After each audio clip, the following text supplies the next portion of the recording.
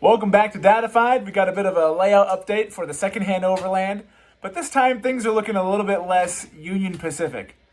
Hey buddy, what trains do we have on the line today? Pennsylvania! That's right. We got a visit from the K4 and the T1 duplex that we've got here. So kind of a few things in this update, so enjoy. So we've been doing a little bit of festive decorating around the layout. Got these little pumpkins from a hobby shop. Yep. And he's had a lot of fun loading them in and out of the open cars. Who's on the back of this car? Skeleton and Ghost. Yep. We've also got a visitor on our top line.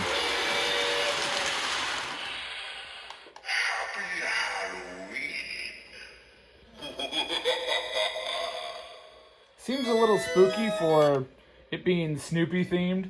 This has got great pumpkin stuff on it. I was kind of hoping that some of the audio would have something to do with the movie.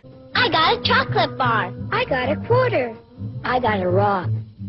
But it's alright, and it's on loan from a friend. Actually, the same friend that helped us find the dinosaur train that got us started with all of this has this guy in here.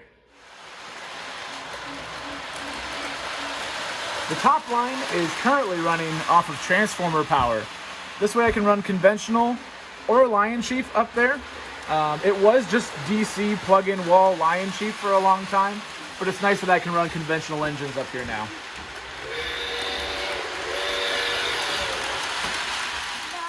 This one can do it higher than the other one that has gears on the side. Wow. She can do it higher. Right now I'm experimenting around with this kind of cloud background on here. You'll notice it's got a bunch of waves in it. I've literally just got it taped to the wall with some painter's tape in case I didn't like it. I didn't want to ruin the paint behind it, but I kind of like the effect. So I may go through and actually straighten it out and do more sky all the way through there. I've been laying this grass everywhere, and in the corner we have our first landform, and I cheated. This is not one I built. I'd like to make some landforms myself soon, but for now, this woodland scenic's ready to go kind of little mountain scene isn't bad. Got this little Jeep up there just to kind of scale it in a little bit more. I may take him off. It actually looks bigger without the Jeep on there because he kind of makes it look just like a little road bump. But it's got some decent height to it. It's barely taller than the trains that go around past it, but it's made for some nice scenes. You may have seen it in some other videos that we've had. Probably going to make it a little more permanent. Right now, it's literally just hanging out on top of the grass. On this side of the layout, I still don't exactly know what I'm doing. Right now, it's literally just acting as more engine and car storage. And the upper line that's separate, I mentioned before, is on its own power source, just like before. This is actually just kind of a piece that came out of one of the Menards things. This was a section that blocked off the pass-through on it. And it's kind of got me thinking of doing some sort of mining scene up here instead. But still looking up on how to do like different techniques for like making some landforms and such. Because I definitely don't just want this to be an elevated line. I would like there to be kind of rock wall coming down from the side here.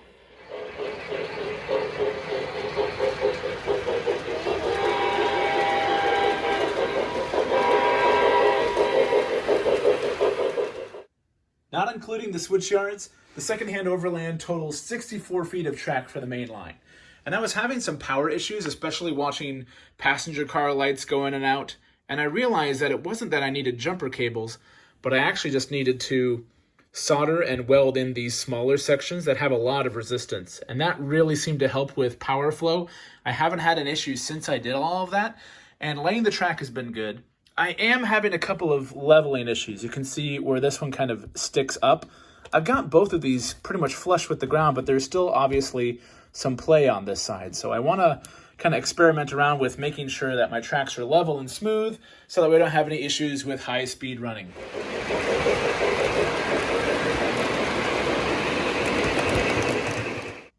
Hopefully sooner than later, I'm going to have the sides of the secondhand Overland all stitched up and finished, because this edging is going great, except I kind of messed up measuring some of the sections over here, so I need to redo those. There's some weird gaps and little sections missing. I need to finish trimming all that stuff up before I can put the siding on there.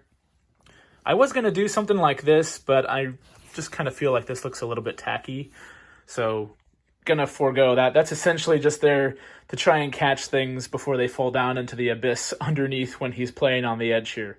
The section underneath the switch yards is already freight car and passenger car storage, but these are going to get turned into drawers so that way I can maximize space under there.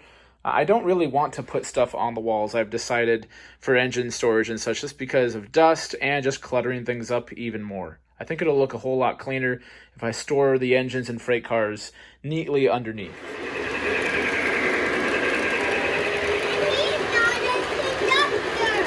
You're right. So that about does it for this fall 2023 update for the Secondhand Overland layout. And thanks so much for tuning in. If you've got suggestions on stuff, if you like what you saw, if you've got some tips for these novices here, please leave a comment down below. Love hearing from you guys. As always, like, subscribe, all that fun stuff, and we'll see ya on the next one.